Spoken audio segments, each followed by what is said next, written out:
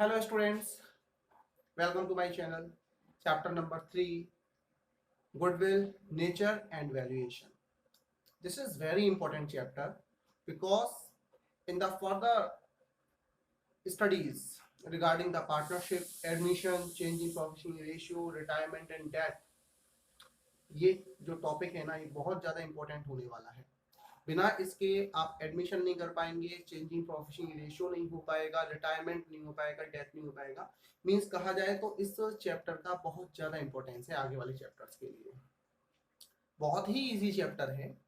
और गुडविल जो कि नॉर्मली हम लोग उसको रेपुटेशन कहते हैं, प्रेस्टीज कह देते हैं, इमेज कह देते हैं, मार्केट इमेज कह सकते हैं. तो ये अलग अलग इसके नाम हैं गुडविल के. और नॉर्मली देखा जाए तो इसको इजीली हम एक्सप्लेन कर सकते हैं, लेकिन अगर इसको वर्डिंग्स में अगर हम एक्सप्लेन करना चाहें, कुछ वर्डिंग्स में इसको इसका मीनिंग लिखना चाहें तो उसको किस तरीके से हम इसको लिख सकते हैं.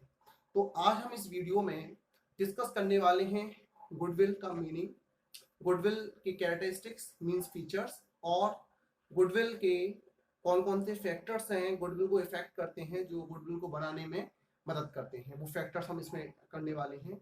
उसके बाद हम देखेंगे क्लासिफिकेशन ऑफ गुडविल, माने कितने टाइप की गुडविल यहाँ पर होती है, वो हम सब कुछ इस वीडियो में देखने वाले हैं, समझने वाले हैं. चलो तो स्टार्ट करते हैं. सबसे पहले देखते हैं मीनिंग ऑफ गुडविल. क्या गुडविल क्या है? नॉर्मली गुडविल इज नथिंग, बल्कि इस गुडविल को हम ऐसे बोल सकते हैं कि अगर कोई भी बिजनेस एंटरप्राइज अपने ही जैसे सिमिलर बिजनेस से कुछ एक्स्ट्रा प्रॉफिट गेन करने की पोजीशन में है तो समझ जाइए वो उसकी गुडविल है. ठीक है ना? मीन्स क्या है, देखो अभी इसमें प्रैक्टिकल क्वेश्चंस भी होने वाले हैं, लेकिन प्रैक्टिकल स्ट्रॉन्ग करने से पहले जरूरी है कि आपकी थ्योरी स्ट्रॉन्ग हो. और आपको थ्योरी अच्छे से आती होगी तो आप प्रैक्टिकल बहुत अच्छे से आएंगे. ठीक है ना? तो मेरा पहला फोकस यही है कि इस वीडियो में मैं आपको जितनी भी इसमें थ्योरी रिलेटेड है वो सारा मैं आपको एक्सप्लेन कर दूं, और उसके बाद फिर हम प्रैक्टिकल्स करेंगे.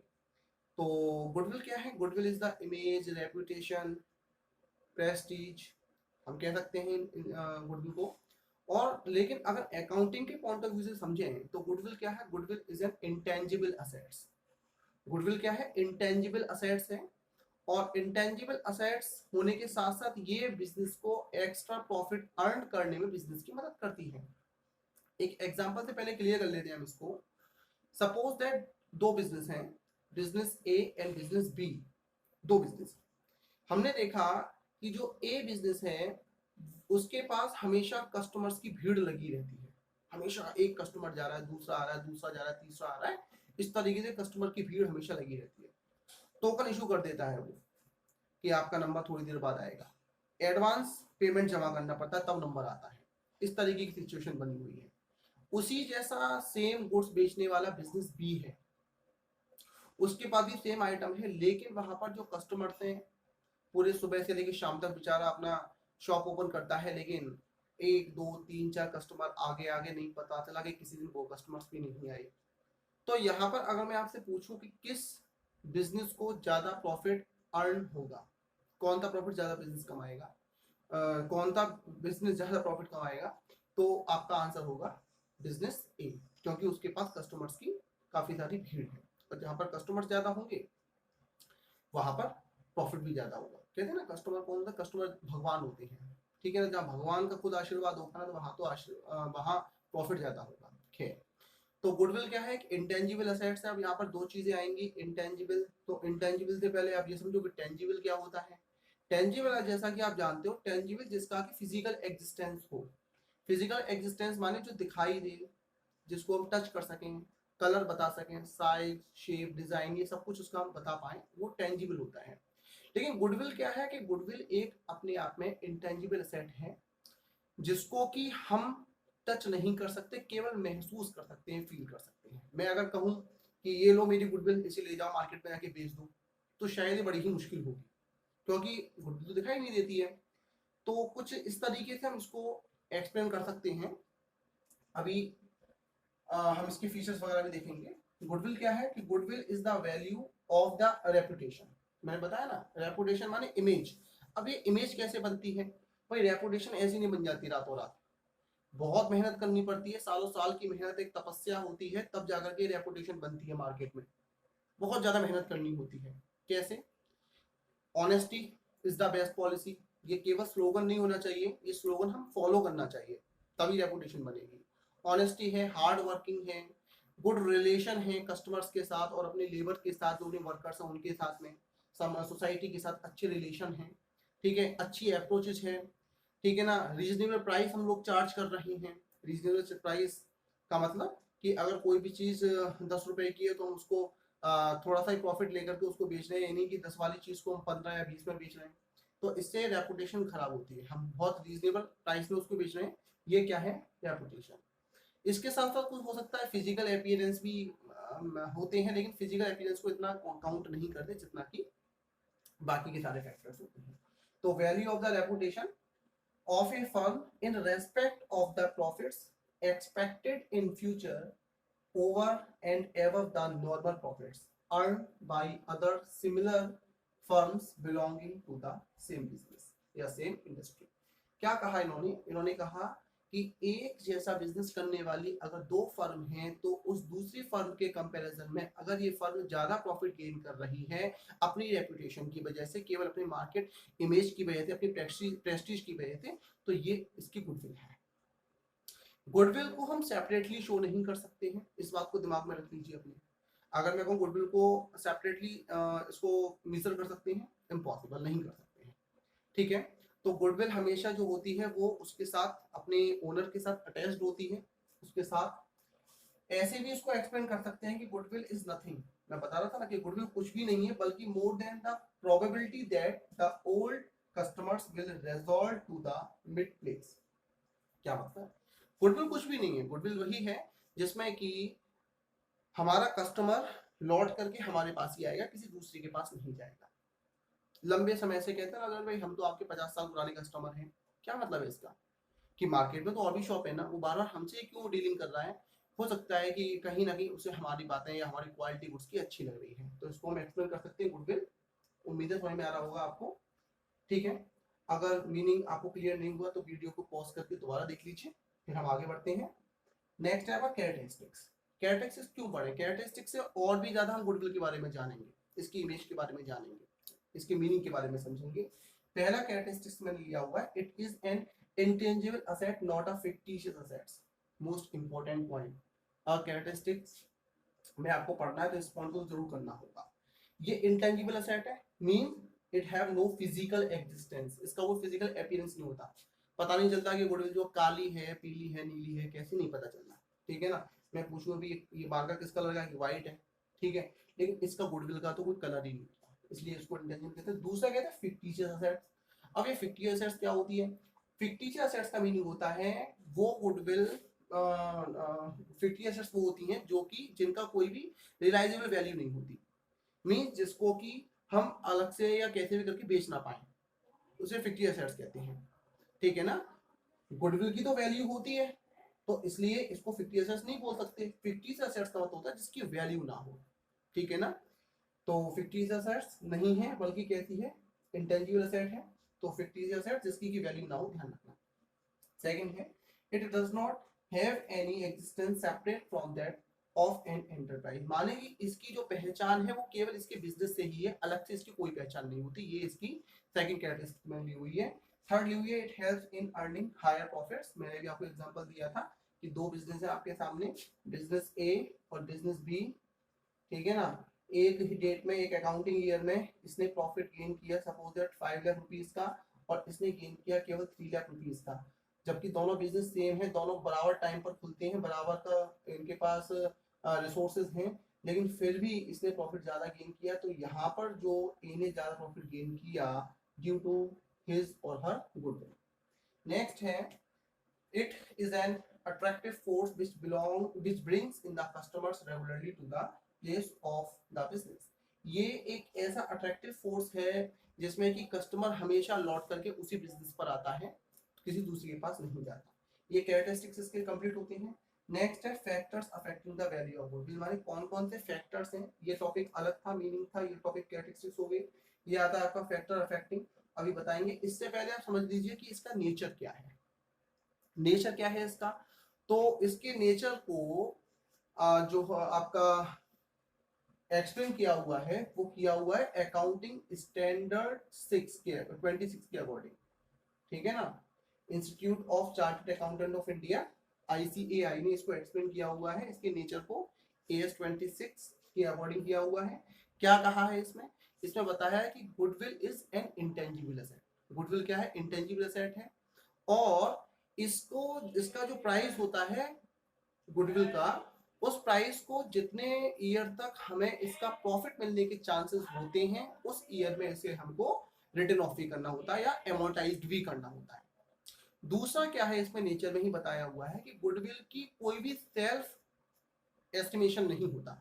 अगर मैं अपनी गुडविल को सेल्फ एस्टिमेट करके बताऊं कि मेरी गुडविल 10 करोड़ रुपए की है तो शायद ये नहीं मानी जाएगी, लेकिन अगर मैं गुडविल को किसी दूसरे पर्सन गुडविल को परचेज करता हूं तो उसको कंसीडर करूंगा एज ए गुडविल। जैसे एक मैंने बिजनेस परचेज किया और उस बिजनेस की पूरी असेट पूरी लायबिलिटी सबको मैंने खरीदा हुआ है, उसकी कीमत बैठ रही है 10 करोड़ रुपए की, लेकिन मैंने जब उससे पेमेंट देने की बात की तो उसने 10 करोड़ के बिजनेस का मुझसे मांगा 15 करोड़ रुपए। मैंने उससे पूछा भाई 15 करोड़ क्यों, कि भाई मुझे तो 15 करोड़ चाहिए, आपको लेना हो लो, मेरे बिजनेस को मत लीजिए यहाँ पे। तो यहाँ जो मैं 10 करोड़ के बिजनेस के लिए 15 करोड़ पेड कर रहा हूँ, तो यहाँ पे जो डिफरेंसिंग फिगर होगी, ठीक है ना, मैं कितना दे रहा हूँ 15 करोड़ दे रहा हूँ 10 करोड़ के बिजनेस का, यहाँ जो 5 करोड़ में एक्स्ट्रा अमाउंट जो पेड कर रहा हूँ, this is known as goodwill. यही तो गुडविल है, ध्यान में रखेंगे आप, दिस इज गुडविल। चलिए दूसरा क्या है कि इसको परचेज गुडविल कहते हैं। और ध्यान से समझ लीजिए कि अगर आपने अपनी बैलेंस शीट में आपने कोई बैलेंस शीट देखी, आपने बैलेंस शीट में गुडविल को देखा होगा, वो गुडविल अगर आपसे पूछे कैसे गुडविल है तो ये परचेज्ड गुडविल है, ठीक है ना। परचेज गुडविल का मतलब है जिसमें कि गुडविल के लिए हमने कुछ पेड किया है, extra, we are paying some extra amount for that particular business known as the goodwill. Clear है आपको, समझ में आ गया होगा। नेक्स्ट मैं आपको बता रहा था कि AS 26 में इसको बताया हुआ है, ICAI institute of chartered accountant of India ने इसमें इसको एक्सप्लेन किया हुआ है, ठीक है। चलिए मैंने आपको बताया इसका नेचर। दूसरा क्या है कि इसकी एक जरूरत कब कब पड़ती है, तो बहुत सारे सेगमेंट होते हैं जहाँ पे जरूरत पड़ती है इसकी। जैसे कि आपका गुडविल आपको चेंजिंग प्रोफेशनल रेशियो, माने कि अगर ओल्ड पार्टनर्स अपने रेशियो को चेंज कर रहे हैं तब गुडविल वैल्यूएशन की जरूरत पड़ती है। कोई नया पार्टनर फर्म में एंट्री कर रहा है, एडमिशन हो रहा है, तो भी जरूरत पड़ती है। At the time of retirement, कोई पार्टनर फर्म से रिटायरमेंट ले रहे हैं, फर्म को छोड़ के जा रहे हैं, तब भी गुडविल वैल्यूएशन करेंगे। किसी पार्टनर की डेथ हो रही है तब भी गुडविल वैल्यूएशन करेंगे, ठीक है। तो ये कुछ ऐसे सेगमेंट है जहां पर कि हमको ये गुडविल वैल्यूएशन करनी ही होती है, ठीक है। तो ये जो आपको थ्योरेटिकल मैंने पोर्शन दिया उसमें मैंने 2 टॉपिक आपको और एक्स्ट्रा बताए, एक इसका मैंने अभी नेचर बताया और एक मैंने बताया कि इसकी जरूरत कब पड़ती है, need of valuation of goodwill. चलिए अब लौटते हैं, थोड़ा सा आगे बढ़ते हैं। नेक्स्ट है factor affecting the value of goodwill. कौन कौन से फैक्टर्स हैं जो गुडविल को, इमेज को बनाने में बिजनेस की हेल्प करते हैं। तो पहला हेल्पफुल फैक्टर है एफिशिएंट मैनेजमेंट। एफिशिएंट मैनेजमेंट क्या, कि अगर किसी बिजनेस का मैनेजमेंट बहुत ज्यादा लेबोरियस है, बहुत ज्यादा हार्ड वर्क करता है, वो नहीं सोचता किसी भी काम को कि ये नहीं हो पाएगा, वो हर एक काम को करने के लिए तैयार है, अपने कस्टमर्स को टाइम पर डिलीवरी देने के लिए वो हमेशा अपने गुड्स को रेडी रखता है, टाइम पर डिलीवरी देता है, तो उसको एफिशिएंट मैनेजमेंट कहेंगे। माने सही रेटों में दे रहा है, राइट टाइम बना करके दे रहा है, एफिशिएंट मैनेजमेंट। ये एक ऐसा फैक्टर है कि हम टाइमली अगर डिलीवरी दे रहे हैं गुड्स की तो इससे रेपुटेशन बनेगी, गुडविल बनेगी। सेकंड पॉइंट है फेवरेबल लोकेशन। ये बहुत ज्यादा अट्रैक्टिव होता है। जैसे आपने देखा होगा दिल्ली के अंदर कनॉट प्लेस एक बहुत ही फेमस प्लेस है, बहुत फेमस जगह है। तो वहां पर अगर किसी की शॉप है, चाहे वो छोटी सी शॉप क्यों ना हो, वहां बैठने का उसका प्लेस है, और फिर चाहे उसका गोडाउन कहीं पर भी वो XYZ है, तो एक लोकेशन बहुत ज्यादा होती है, ठीक है। और XYZ में ऐसे एक मार्केट में लेके बैठा हुआ हूँ अपनी शॉप को जहां पर कि कोई कस्टमर आता जाता नहीं है ना। तो ये मार्केट प्लेस का लोकेशन जो होता है बहुत बड़ा फैक्टर होता है जो बिजनेस को गुडविल एक्स्ट्रा प्रॉफिट गेन करने में मदद करता है, लोकेशन, ठीक है ना। Near by bus stand, railway station, इस जगह जो शॉप्स होती है वो ज्यादा चलती हैं, तो ये लोकेशन होता है हमारे, जो अच्छी जगह अच्छे मार्केट में आपको शॉप है तो।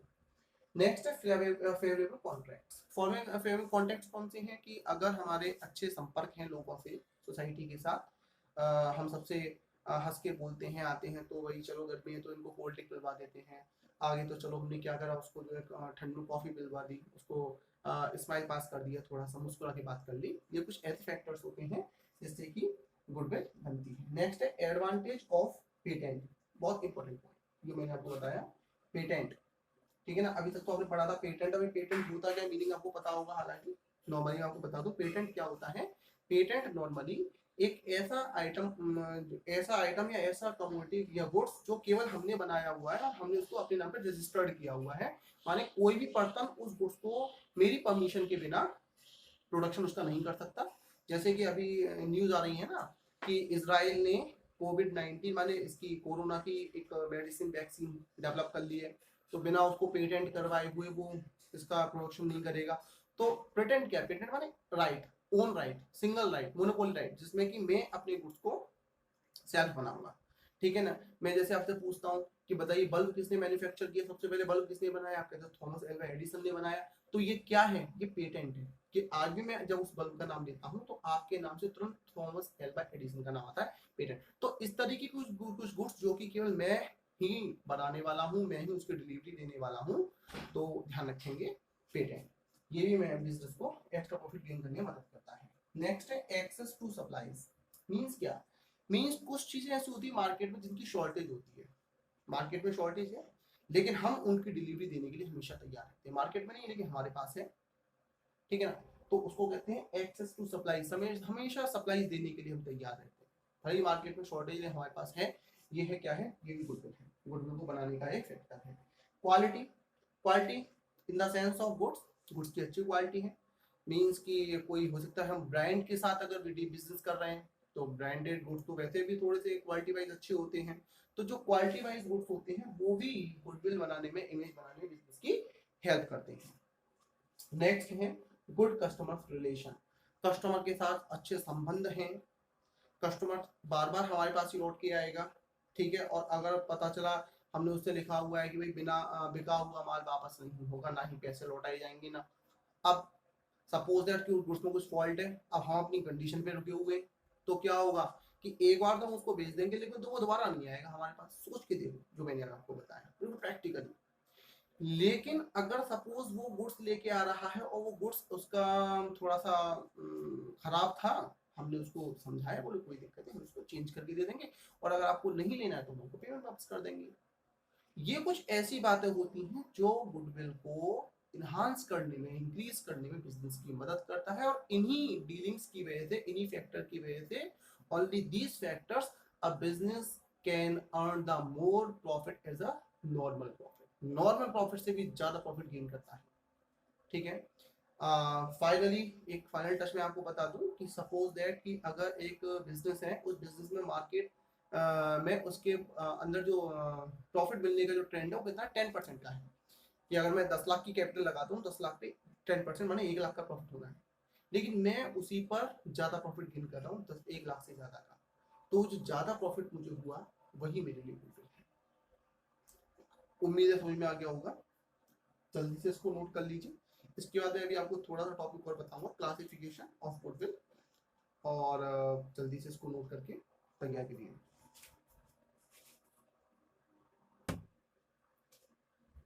हाँ तो स्टूडेंट्स, आपने अभी तक जो समझा, अब इसके बाद में मैं आपको बताने जा रहा हूँ कि classification of goodwill as well as methods for calculation of the goodwill. ये दो टॉपिक हमारे बहुत इंपॉर्टेंट टॉपिक हैं, इनको आप बहुत ध्यान से समझें। तो मैं आपको पहले बताऊंगा क्लासिफिकेशन। क्लासिफिकेशन माने types of goodwill. Two type की गुडविल होती है, एक होती है आपकी परचेज गुडविल, दूसरी होती है आपकी self generated goodwill. Self generated goodwill को नॉन परचेज गुडविल भी कह देते हैं, ठीक है ना, इसको हम नॉन परचेज्ड गुडविल भी कहते हैं, एनपीजी शॉर्ट में। क्या होता है एक करके समझ लेते हैं पहले। परचेज गुडविल कौन सी होती है, परचेज गुडविल का मतलब है जैसा कि नाम से दिख रहा है, परचेज मींस कि अगर हमने इस गुडविल को खरीदा हुआ है, परचेज किया हुआ है। कैसे परचेज किया हुआ है, अभी मैंने शायद थोड़ी देर पहले भी आपको अभी डिस्कस किया था, बताया था कि जैसे एक बिजनेस को मैंने परचेज किया, उसकी जो टोटल असेट हैं वो कितने की हैं, 10,000 रुपए की फॉर एग्जाम्पल। टोटल असेट्स कितने की हैं, उसकी 10,000 की है। और लाइबिलिटी कितने की है उसकी, लाइबिलिटी है मान के चलो 8,000 रुपए की लाइबिलिटी है। तो यहाँ पर जो 2,000 रुपए का असेट ज्यादा है वो किसकी वजह से ज्यादा है, वो 2,000 रुपए की असेट्स गुडविल की वजह से ज्यादा है। या ऐसे समझ सकते हैं कि अगर उस गुडविल की टोटल वैल्यू 1,00,000 रुपए की है, मैंने उस बिजनेस को खरीदता हूँ तो 1,00,000 रुपए बिजनेस मुझे मिल जाएगा। लेकिन कुछ फैक्टर्स ऐसे हैं, मालूम हो सकता है लोकेशन वाला फैक्टर है, या हो सकता है कि उसका जो नेम है वो हमारा फैक्टर है, उसको भी अगर हम लेना चाह रहे हैं, वो प्लेस का एडवांटेज लेना चाह रहे हैं, तो उस 1,00,000 की बिजनेस के लिए अगर मैं 1,00,000 से ज्यादा पेड करूंगा, 1,10,000, 1,20,000, 1,50,000, 2,00,000, 5,00,000 जो भी मैं एक्स्ट्रा पेड करूंगा, तो जो डिफरेंसिंग फिगर होगी एक्चुअल वैल्यू की और एक्चुअल परचेज प्राइस जो भी उसका है, उन दोनों के डिफरेंस को हम परचेज गुडविल कहते हैं। और अपने दिमाग में बिठा लेना इसको कि परचेज गुडविल को ही हमेशा बैलेंस शीट के एसेट में शो भी किया जाता है। क्लियर। नेक्स्ट है self generated goodwill. Self generated goodwill है जो मैंने अपने हार्ड वर्क से कमाई है, जिसकी मेरी रेपुटेशन की वजह से बार बार मेरा कस्टमर मेरे पास आ रहा है, मैं नॉर्मल प्रॉफिट से ज्यादा प्रॉफिट गेन कर रहा हूँ, ये सेल्फ जनरेटेड गुडविल होती है, जिसको कि नॉन परचेज गुडविल भी कहते हैं। और इस गुडविल को बैलेंस शीट में शो नहीं किया जाता। Got it. अब बात कर लेते हैं इसके मेथड्स, क्योंकि मेन आपको जो डील करना है वो इनसे डील करना है, इनसे। अभी तक तो थ्योरेटिकल का पार्ट था, एमसीक्यूज में आपको मिल जाना चाहिए जो मैंने आपको समझाया, एमसीक्यूज में आएगा। नेक्स्ट है आपका मेथड्स। मेथड्स कौन कौन से हैं अगर देखा जाए तो नॉर्मली 3 मेथड्स हैं इसके। कौन कौन से 3 मेथड्स हैं, एक है इसका एवरेज प्रॉफिट मेथड, एक है इसका सुपर प्रॉफिट मेथड, और एक है इसका कैपिटलाइजेशन मेथड। लेकिन मिड वाला सुपर प्रॉफिट अपने आप में एक है। एवरेज प्रॉफिट मेथड के अंदर 2 मेथड है, सिंपल एवरेज प्रॉफिट मेथड और दूसरा वेटेड एवरेज प्रॉफिट मेथड। और कैपिटलाइजेशन मेथड के अंदर फिर 2 मेथड हैं, capitalisation of the average profit and capitalisation of the super profit. एक एक करके सबको समझ लेते हैं। पहला है आपका एवरेज प्रॉफिट मेथड, जिसके अंदर पहला पार्ट है सिंपल एवरेज प्रॉफिट मेथड। इसके लिए गुडविल निकालने का फॉर्मूला होता है value of goodwill equals to average profit into number of purchasing year या ईयर्स परचेज। यहाँ पर 2 चीजें हैं। पहले बात करते हैं एवरेज प्रॉफिट की। एवरेज प्रॉफिट क्या होता है, एवरेज प्रॉफिट का मतलब होता है कि जो आपको गिवन ईयर प्रॉफिट दे रखे हैं उन सब का समेशन कर लीजिए और उसमें नंबर ऑफ ईयर से डिवाइड कर दीजिए, तो एवरेज प्रॉफिट आएगा। सम ऑफ गिवन ईयर प्रॉफिट। अगर लॉस दे रखे होंगे तो उसको माइनस कर लेना है, ये भी ध्यान रखना, ठीक है ना। Profit profit plus loss loss minus, फिर उसको करने के बाद में अगर जैसे 5 ईयर के प्रॉफिट लॉस दे रखे हैं तो 5 से डिवाइड कर देंगे, 10 ईयर्स के दे रखे हैं 10 के कर देंगे, 4 के तो 4 से कर देंगे। एक चीज, कभी कभी एवरेज प्रॉफिट निकालते समय एक प्रॉब्लम आपको फेस करनी पड़ सकती है, वो होती है एबनॉर्मल लॉस या एबनॉर्मल प्रॉफिट या नॉर्मल लॉस और नॉर्मल प्रॉफिट। उसका एडजस्टमेंट आपको उसी सेम ईयर के प्रॉफिट पर करना पड़ेगा। मैं डिस्कस करूंगा जब प्रैक्टिकल क्वेश्चन कर बताऊंगा, लेकिन फिलहाल आपके दिमाग में डाल दिया है एबनॉर्मल लॉस, ये कुछ चीजें होती हैं तो ध्यान रखना। जो एबनॉर्मल लॉस होते हैं या एबनॉर्मल एक्सपेंसेस होते हैं उसे हम सेम ईयर में प्लस करते हैं, सेम ईयर में प्लस करते हैं। और जो एबनॉर्मल प्रॉफिट होते हैं या गेन होते हैं उसे सेम ईयर में हम माइनस करते हैं। ध्यान रखना, ये एबनॉर्मल की बात कर रहा हूँ।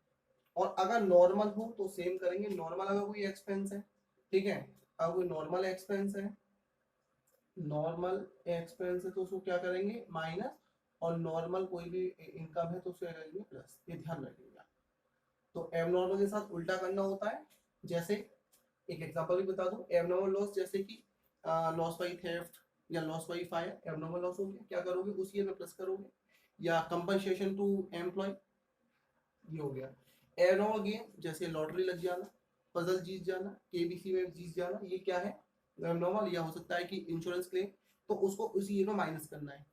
ध्यान से समझेंगे इस चीज को, ठीक है ना। क्या एबनॉर्मल लॉस जो भी होंगे उनको प्लस करना है सेम ईयर में। जैसे अगर 2016 में मेरे को प्रॉफिट दे रखा है 2,00,000 रुपए का, और उसी 2016 में मुझे एक कंपनसेशन देना पड़ा था वीआरएस का, वॉलंटरी रिटायरमेंट स्कीम के अकॉर्डिंग, तो वो मुझे इसमें प्लस करना होगा उसी ईयर में, सेम ईयर में। ध्यान रखेंगे।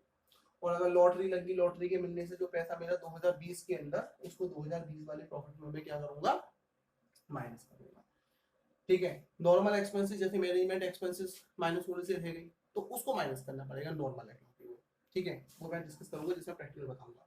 तो ये क्लियर हो गया। एवरेज प्रॉफिट कैसे निकालेंगे, नंबर ऑफ ईयर परचेज का मल्टीप्लाई करना है, या परचेजिंग ईयर बोल सकते हैं इसको, या टाइम्स भी कभी कभी दिया हुआ होता है, ध्यान रखेंगे। तो नंबर ऑफ परचेजिंग ईयर का मतलब ये होता है कि जैसे सपोज आज मैंने जो ये प्रॉफिट लिया हुआ है, इस प्रॉफिट में जो नंबर ऑफ ईयर का मैं मल्टीप्लाई कर रहा हूँ, इसका मतलब है कि मैं इस सिमिलर प्रॉफिट को कंटिन्यूएशन में इतने साल तक अर्न करता रहूंगा, सेम प्रॉफिट, बिना किसी एक्स्ट्रा एफर्ट के। जैसे कि नंबर ऑफ ईयर परचेज अगर 3 ईयर्स है तो उसका मतलब है कि एवरेज प्रॉफिट है मान लो 50,000 रुपए का, तो इसका देखिए 50,000 रुपए में रेगुलर 3 साल तक अर्न करता रहूंगा बिना किसी एक्स्ट्रा एफर्ट के। ऐसे जैसे मैं चल रहा हूँ वैसे ही चलता रहूँ, तो नंबर ऑफ ईयर परचेज का multiply. Weighted average profit method कैसे निकालते हैं, इसका फॉर्मूला होता है value of goodwill equals to weighted average profit into number of year purchase, ठीक है। अब वेटेड एवरेज प्रॉफिट कैसे निकालेंगे, तो वेटेड एवरेज प्रॉफिट निकालने का फॉर्मूला होता है sum of weighted product upon sum of weight. अब वेटेड प्रोडक्ट कैसे निकालोगे, आपको ईयर दे रखे होंगे, नंबर 2 पर प्रॉफिट एंड लॉस दे रखा होगा, नंबर 3 पर वेट दे रखे होंगे 1 2 3 4, या कुछ ना कुछ क्लू दे रखा हो वेट देने का। अगर कुछ भी ना कहे फिर भी वेटेड प्रॉफिट निकालने की बात करें तो 1 2 3 4 5 वेट अपने आप से सीक्वेंस में क्रोनोलॉजिकल ऑर्डर में दे देते हैं। प्रॉफिट का वेट से मल्टीप्लाई करेंगे, वेटेड प्रोडक्ट आएगा, सम ऑफ वेट जो वेट आपने दिया उसका प्लस कर लेना, सम ऑफ वेट आ जाएगा, इसके प्लस में इसके प्लस से डिवाइड कर देना, वेटेज एवरेज प्रॉफिट आएगा, या फॉर्मूले में पुट करके number of year purchase question में गिवन होगा मल्टीप्लाई कर देने का, आंसर आ गया गुडविल का। ये फर्म की गुडविल ध्यान रखना, मैं इंडिविजुअल नहीं फर्म की गुडविल की बात कर रहा हूँ। नेक्स्ट है सुपर प्रॉफिट मेथड, इसका वैल्यू ऑफ गुडविल निकालने का फॉर्मूला होता है super profit into number of years purchase. Super profit into number of year purchase का मीनिंग क्या, नंबर ऑफ ईयर परचेज तो सेम है, सुपर प्रॉफिट कैसे निकालेंगे, सुपर प्रॉफिट निकालने का फॉर्मूला होता है average profit minus normal profit. अब आप कहोगे सर एवरेज प्रॉफिट तो आपने बता दिया पहले, नॉर्मल और बता दीजिए। तो नॉर्मल प्रॉफिट निकालने का फॉर्मूला होता है capital employed into normal rate of return, या रेट अपॉन 100। कैपिटल एम्प्लॉयड कैसे निकालोगे, दो तरीके हैं उसको निकालने के, लायबिलिटीज अप्रोच और असेट अप्रोच, जिस तरह क्वेश्चन करूंगा उसमें समझा दूंगा आपको, क्लियर है। और नेक्स्ट है आपका third and last capitalisation of average profit में, थर्ड का फर्स्ट पॉइंट है और एक थर्ड का सेकंड है। तो कैपिटल एवरेज प्रॉफिट निकालने का फॉर्मूला है value of goodwill equals to capitalised value of average profit minus total capital of the firm. अब ये capitalised value of average profit कैसे निकालेंगे, नो प्रॉब्लम, एवरेज प्रॉफिट को ऊपर रखिए, इसमें 100 का मल्टीप्लाई करिए और नॉर्मल रेट ऑफ रिटर्न इसमें डिवाइड कर दीजिए, आगे capitalised value of average profit. So simple, capitalise करना है तो 100 को ऊपर रेट को नीचे रखना है, ये मत करना कि मैंने उल्टा लिख दिया है गलती से, ये फॉर्मूला ही इसका ये है, रेट नीचे आएगा 100 ऊपर आएगा, जब भी किसी चीज को कैपिटलाइज्ड करना हो तो 100 का ऊपर मल्टीप्लाई और एनआर का डिवाइड करते हो। नेक्स्ट है capitalisation of the super profit method, value of goodwill निकालने का फॉर्मूला होता है इसका सीधा सीधा super profit into 100 upon normal rate of return. Super profit निकालने का फॉर्मूला मैंने ऊपर आपको बता दिया, 100 ऊपर आएगा इसमें और नॉर्मल रेट ऑफ रिटर्न आपका इसके डिनोमिनेटर में आएगा नीचे, ठीक है। ये इसके फॉर्मूले आपके तैयार हो चुके हैं, जल्दी से ये सारे फॉर्मूले तैयार कर लीजिए, इसके सारे इसके जो भी मेथड्स बताए इसको देख लीजिए, थ्योरी अपने नोट्स तैयार कर लीजिए, क्योंकि अब हम वीडियो जो लेके आएंगे उस वीडियो में प्रैक्टिकल प्रॉब्लम डिस्कस करेंगे, ठीक है। बहुत मेहनत की है इस वीडियो को बनाने में, ठीक है। जल्दी से वीडियो को लाइक कर दीजिए, सब कुछ समझ में आपको आया होगा, वीडियो को लाइक करिए, दोस्तों के साथ शेयर करिए, और अभी तक अगर आपने हमारे चैनल को सब्सक्राइब नहीं किया है तो अकाउंटेंसी अड्डा हमारे चैनल को आप सब्सक्राइब कर दीजिए और प्रेस द बेल आइकन, जिससे कि मेरे वीडियोस आपको लगातार मिलते रहे। Thank you.